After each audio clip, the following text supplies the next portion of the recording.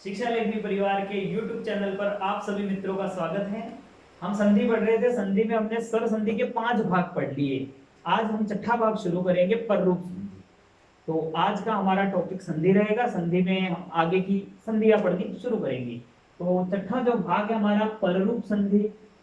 पर का अर्थ होता है बाद में, तो इसमें बाद वाला जो रूप होगा वो प्रभावी होगा। संधि दो पक्षों के बीच में होगी, दो पदों के बीच में, तो बाद वाले पद में जो शुरुआत वाला वर्ण होगा वो प्रभावी होगा। बात अगर करें हम पररूप संधि की, पररूप संधि का जो सूत्र है वो कौन सा है? एंगी पर रूपम। एंगी पर रूपम। क्या कहा? एंग प्रत्याहार के वर्णों को पररूप होगा। अगर एंग प्रत्याहार की बात करें तो कौन से वर्ण आएंगे? ए अथवा ओ। दोनों वर्ण आते हैं, ए और ओ, तो इनको क्या होगा? पररूप। लेकिन कब होगा? तो एक बात और कही, अकारांत उपसर्ग के बाद। अकारांत उपसर्ग जानते हैं, संस्कृत में 22 उपसर्ग होते हैं। उन 22 में से कोई ऐसा उपसर्ग होना चाहिए जो अकारांत हो, जिसका अंत या समाप्ति अ से हो। तो ऐसा उपसर्ग अगर हो और उसके बाद में ए अथवा ओ हो तो संधि कौन सी होगी? पररूप। अर्थात बाद वाला रूप हो जाएगा, पहले वाला रूप हमारा हट जाएगा। जैसे उदाहरण हम देखते हैं, प्रधन एजते। ये हमारा पहला उदाहरण और मुख्यतः संस्कृत व्याकरण में मिलने वाला उदाहरण है। प्र उपसर्ग है। कैसा उपसर्ग है? अकारांत उपसर्ग है। उसके बाद में एंग प्रत्याहार का वर्ण ए है। अब इन दोनों के मध्य यहाँ अ है, यहाँ ए है, ठीक। उपसर्ग का अ है और ए है। बाकी अगर अ और ए वाली कंडीशन आती तो वृद्धि संधि होती, लेकिन यहाँ क्या? उपसर्ग का अ है और उसके बाद में ए है, तो क्या होगा? पररूप। इन दोनों के स्थान पर बाद वाला आदेश अर्थात ए हो जाएगा। इसको हम जैसे ही जोड़ेंगे तो क्या बन जाएगा? प्रेजते। प्र में से अ निकल गया था और ए और दोनों मिलके ए बन गए थे, तो ए प्र में जुड़ गया, प्रेजते। दूसरा उदाहरण जो मुख्यतः संस्कृत व्याकरण में मिलता, उपधन पोषति। उपधन पोषति। उपसर्ग का अ है, उसके बाद में एंग प्रत्याहार का वर्ण ओ है, दोनों मिलके क्या हो जाएगा? पररूप। और रूप बन जाएगा उपोषति। एक अन्य उदाहरण जो मिलता है वो है उप धन एलयति। यहां भी वही पररूप, उपसर्ग का आ है, उसके बाद में ए है, तो क्या बन जाएगा? उपेलयति। उसी तरह एक और उदाहरण, प्रधन पोषति। यहां भी अकारांत उपसर्ग, अकारांत उपसर्ग के बाद एंग प्रत्याहार का वर्ण, तो क्या हो जाएगा? प्रोषति। ठीक। तो ये मुख्य रूप से पररूप संधि के उदाहरण मिलते हैं। पररूप संधि में कुछ एक अपवाद है। क्या है? अपवाद। जो नियम के विरुद्ध जाए वे अपवाद कहलाते हैं। तो कुछ ऐसे शब्द हैं जिनमें संधि कोई और होनी चाहिए थी, लेकिन वो कौन सी जाती है? हमारी पररूप। तो वो अपवाद अधिकतर पूछे जाते हैं। उनमें से पहला है कुल धन अटा। यहाँ अ है, अ के बाद अ है, तो मिलके होना क्या चाहिए था? दीर्घ संधि। लेकिन अपवाद स्वरूप क्या हो जाता? पररूप और बनता है रूप उल्टा। किसका अपवाद है? तो दीर्घ का अपवाद। दूसरा, शक धन अंधु। शक धन अंधु। यहाँ अ है, अ के बाद में अ है, सवर्ण मिलने पर कौन सी संधि होती है? दीर्घ संधि। होना क्या चाहिए था? शकांधु, लेकिन हो क्या जाता है? शकंधु। शकंधु। अगला उदाहरण है कर्क धन अंधु। यहां भी दीर्घ होनी चाहिए थी, लेकिन अपवाद स्वरूप बन जाता है करकंधु। एक अन्य उदाहरण है हल धन ईशा। यहाँ अ के बाद ई है, जब अ के बाद ई आती है तो गुण संधि होती है, और गुण संधि में अ और ई को मिला के आदेश ए हो जाता है। लेकिन ऐसा नहीं होता है, और संधि कौन सी होती है? पररूप। गुण का अपवाद है और संधि हलीशा बन जाती है। उसी तरह मनस धन ईशा। यहाँ टी भाग का लोप होके रूप बन जाता मनीषा। अगला है पतत धन अंजलि। यहाँ अगर नियमानुसार देखें तो त के बाद में अ है, जश्व संधि होनी चाहिए, त को द होना चाहिए, लेकिन हो क्या जाता है पतंजलि। तो ये कुछ एक पररूप के अपवाद हैं जो अन्य संधियों से आए हुए हैं, लेकिन हमें मानना कौन सा पररूप। यहाँ हमारी पररूप संधि खत्म होती है। इसमें क्या होता है, एक प्रत्याहार का वर्ण बाद में होना चाहिए और उससे पहले उपसर्ग का अ होना चाहिए। अकारांत उपसर्ग हो तो सीधे कौन सी संधि होगी हमारी, पररूप संधि। और कुछ एक अपवाद है जो मैंने लिखवा दिए, तो आप स्क्रीनशॉट लेना चाहे तो ले लीजिए। चलिए आगे बढ़े, हम आगे बढ़ते हैं और हम चलते हैं पूर्व रूप संधि पर।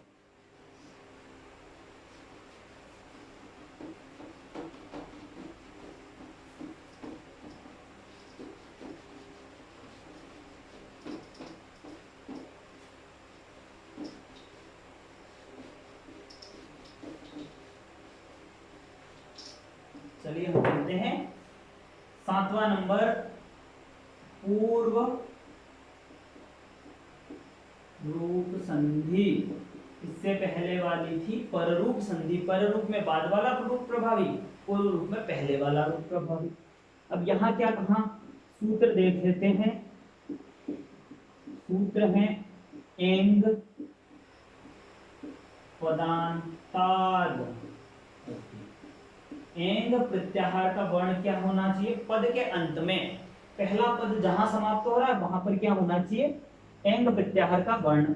अगर ऐसी कंडीशन है, पहला पद जहां समाप्त हो रहा है वहां एंग प्रत्याहार का वर्ण, तो फिर कौन सा रूप प्रभावी होगा, आगे वाला। मतलब कि एंग प्रत्याहार ए अथवा ओ हो, और उसके बाद में यदि अ हो, उसमें अ पहले होता था, उसके बाद में ए अथवा ओ होता था। तो अगर ऐसी कंडीशन है तो क्या बन जाएगा, ए और अ का अवग्रह चिन्ह। तो जब भी सम्मिलित रूप आएगा संधि युक्त पद, तो हमें क्या देखने को मिलेगा, अवग्रह चिन्ह। जैसे हम देखते हैं पहला हरे, उदाहरण हरे धन ए, अब ए है, ए के बाद में अ है, तो क्या होगा, ए का ए रह जाएगा और अवग्रह चिन्ह। तो हरे और अ बदला, अवग्रह चिन्ह में हरे धन अब, विष्णु धन अत्र। यहां भी ओ है, ओ के बाद में अ है, तो ओ किस में बदल जाएगा, अवग्रह में, विष्णु अत्र। ठीक। अगला उदाहरण सर्वे धन अपि। एंग प्रत्याहार का ए है, उसके बाद में अ है, तो अ बन जाएगा अवग्रह, रूप बन जाएगा सर्वे अपि। ठीक। तो जहां भी हमें अवग्रह चिन्ह लगभग दिखे वहां पर हमारी संधि कौन सी हो जाएगी, पूर्व रूप संधि। और पूर्व रूप संधि के व्याकरण में दो ही मुख्य उदाहरण है, और ये मैंने अलग से लिखवा दिया है। तो 3-4 ये मुख्य उदाहरण है। हमें बीच में क्या दिखेगा, अवग्रह चिन्ह।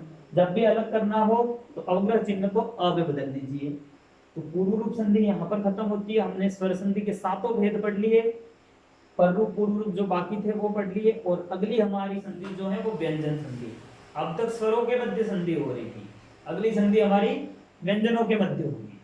तो यहाँ तक आप देख लीजिए, लिखना हो तो लिख लीजिए, और स्क्रीनशॉट ले रहे हो तो स्क्रीनशॉट लेते चलिए साथ में।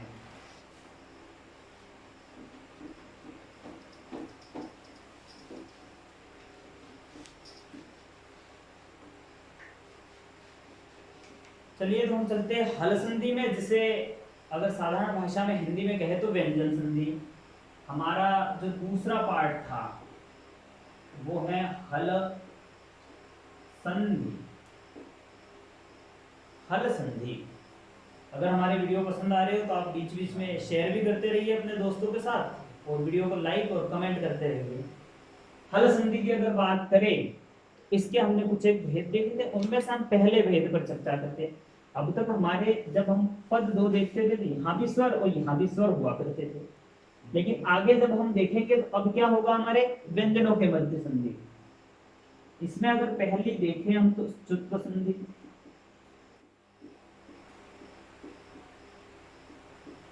स्तुत्व संधि।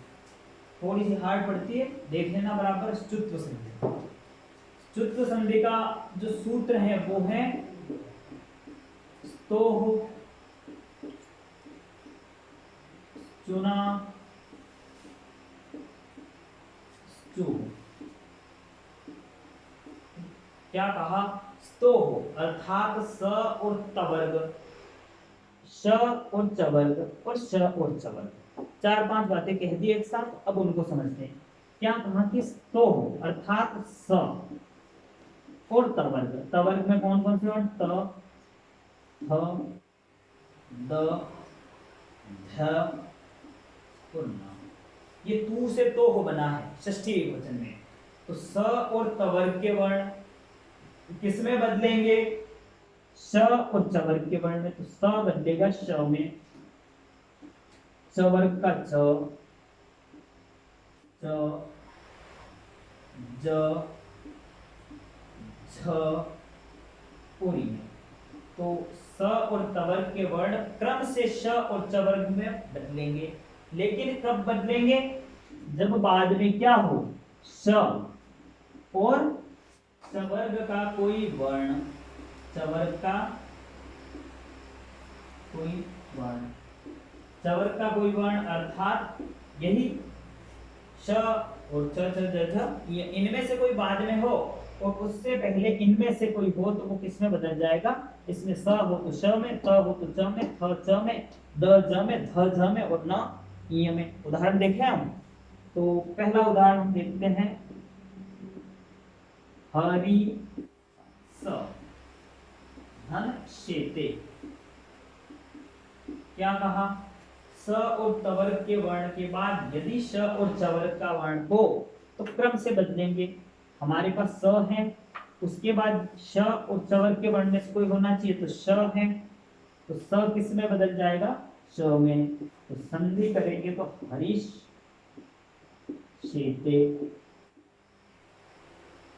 ठीक, आगे देखें। सत धन चित। ठीक, त है, त के बाद में क्या है? श या चवर्ग का कोई वर्ण होना चाहिए। तो त किस में बदलता है? च में। बदल दिया, रूप बना सच्चित। उत धन ज्वल, उद धन ज्वल होता है। उद धन ज्वल, इनमें से कोई एक होना चाहिए तो हमारे पास द है। बाद में श और चवर्ग में से कोई एक होना चाहिए तो हमारे पास ज है। तो द किस में बदलता है? ज में। तो रूप क्या बना हमारा? उज्ज्वल। ठीक, आगे देखिए एक और उदाहरण। शार्ंगिन जय। इनमें से एक होना चाहिए तो न बैठा है। बाद में श या चवर्ग का वर्ण तो ज है, चवर्ग में च, च, ज। न किस में बदलेगा? इ में। तो शार्गिन जय। इस तरह से रूप बदलते हैं। अब मान लो संधि युक्त पद आया तो हम पहचान कैसे करेंगे? ये जो लिखे हैं श और चवर्ग, इनके दो दो के जोड़े मिल जाएंगे कहीं भी आपको। हरिश्चेते में देखें तो हमें 2 श मिल रहे हैं एक साथ, ये वाले। सच्चिता में 2 च मिल रहे हैं, उज्ज्वला में 2 ज मिल रहे हैं, शार्गिन जय में य और ज, इनमें से 2 मिल रहे हैं, एक य है एक ज है। तो 2 के जोड़े मिलेंगे। ये थी हमारी स्तुत्व संधि जिसमें क्रम से आदेश हो रहे थे स और तवर्ग को श और चवर्ग में। और कब? जब श और चवर्ग बाद में है। ये कुछ मुख्य उदाहरण हो गए जिनको अगर आप लिखना चाहो तो लिख लीजिए और स्क्रीनशॉट लेना चाहो तो स्क्रीनशॉट ले लीजिए। बातें बस ये ध्यान रखनी है, रिवाइज करके देखते रहना, समझ आ जाएगी। ठीक है, आगे चलते हैं हम स्तुत्व संधि में।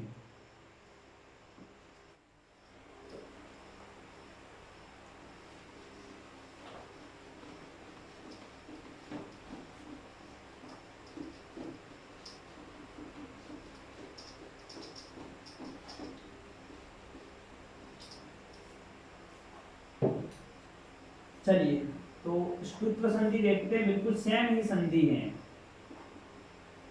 स्तुत्व संधि, स्तुत्व संधि का सूत्र क्या कहा? स्तुना स्तु, स्तुना स्तु, श और टवर, श और टवर किसको बदलेंगे? तो इसमें मान लो स्तोह नहीं, हमें मान के चलना स्तोह है, तो स्तोह के अनुसार स और तवर के वर्ण त, थ, द, ध और न। ठीक, ये किस में बदलेंगे? क्रम से स्तु में।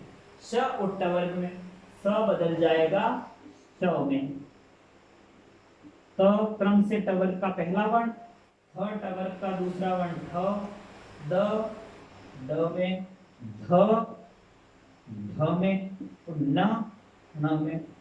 तो कब बदलेगा? बाद में क्या होना चाहिए? श और टवर्ग का कोई वर्ण, टवर्ग का कोई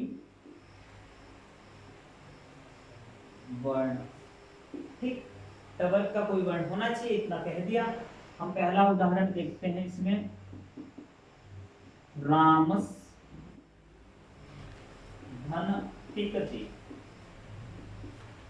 रामस धन टिकते, स है यहां से, उसके बाद में क्या था? श या टवर्ग का कोई वर्ण बैठा हो, तो श या टवर्ग में टवर्ग का पहला वर्ण बैठा है, तो स किस में बदल जाएगा? षटकोण वाले श में। तो ये हमने बदल दिया, स आधा है तो श आधा, और टिकते संधि होगी रामस टिकते। अगला उदाहरण, तत् धन टिका, ये 1 नंबर और इस पे डाल देना 2 नंबर। तत् धन टिका, स अथवा तवर्ग में से कोई वर्ण, तो स अथवा तवर्ग में से एक वर्ण, बाद में श अथवा टवर्ग का वर्ण होना चाहिए, तो श अथवा टवर्ग का ट है, तो त किस में बदल जाएगा? ट में। तो इसको अगर हम जोड़ दे तो तट्टिका। आगे देखे, उत धन दयन, उद धन दयन। ठीक, क्या कहा? स अथवा तवर्ग का कोई वर्ण, तो द त थ द, और उसके बाद में श अथवा टवर्ग का कोई वर्ण, तो ट ठ ड हो, तो द किस में बदलता है? ड में। तो हमने ड को बदला तो उड्डयन। ठीक, आगे देखें, चक्रिन धन धूप से, ये जो व्याकरण में बता रखे हैं मुख्य उदाहरण वही हैं। चक्रिन धन ढोक से, स अथवा तवर्ग का कोई वर्ण, तो न हमारे पास है, श अथवा टवर्ग का कोई वर्ण होना चाहिए, तो हमारे पास ढ है, न किस में बदल जाएगा? ण में। तो चक्रिन ढोक से। ठीक, आगे देखें, पेश धनता, यहाँ उल्टा हो गया, पेश धनता। क्या कहा? यहाँ पर श है, श और टवर्ग का, बाद में त है, तो त किस में बदलेगा?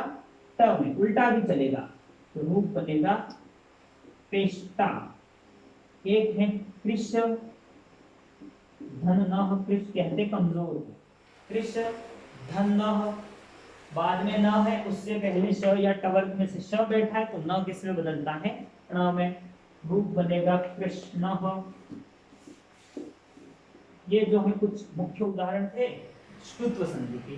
अगर आप लिखना चाहो तो लिख लीजिए, और स्क्रीनशॉट लेना चाहो तो स्क्रीनशॉट ले लीजिए। ठीक, चलिए स्क्रीनशॉट ले लिया हो तो हम मिटाते हैं, आगे चलते हैं।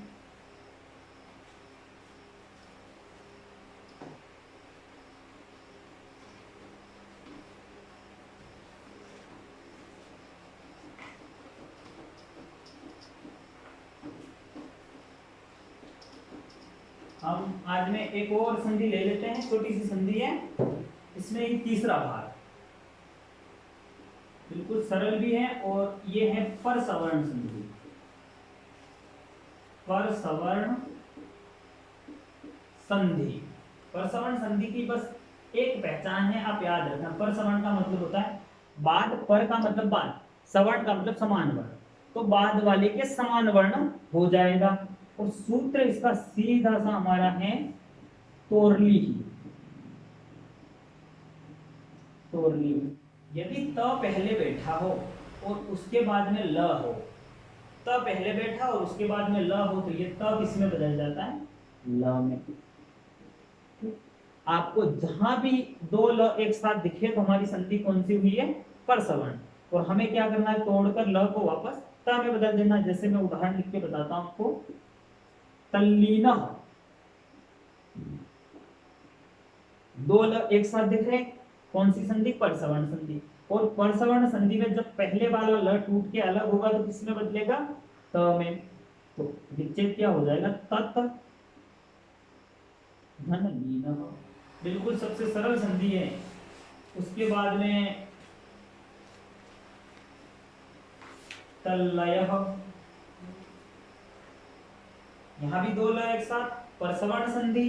और जब ल टूटे तो किसमें बदले, तत् धन लयः। ठीक, आगे देखते हैं तीसरा उदाहरण, विद्युल लेखा।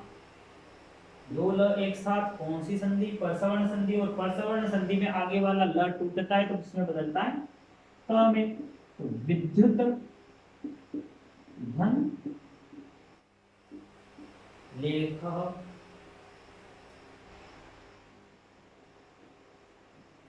तो जितने भी उदाहरण लिखे हमें बीच में क्या दिखेगा, दो ल एक साथ दिखेंगे।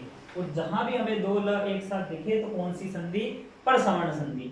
और परसवर्ण संधि में पहले वाला ल जब भी टूटे तो किस में बदलता है, त में। तो परसवर्ण संधि के ये दो तीन मुख्य उदाहरण है, ये लिख लेना। और बाकी यही होगा, दो ल एक साथ दिखेंगे, पहले वाले ल को हमें तोड़ के त में बदल देना है, तो सीधे हमारा संधि विच्छेद हो जाएगा। तोड़ली ही इसका सूत्र है, विसर्ग आएंगे दोनों। ठीक, बात यहाँ तक समझ में आई। आज हमने स्वर संधि के दो भेद हमारे बाकी थे, पर रूप पूर्व रूप पढ़े, व्यंजन संधि के हल संधि के तीन भाग पढ़ लिए, ष्टुत्व, ष्टुत्व और परसवर्ण।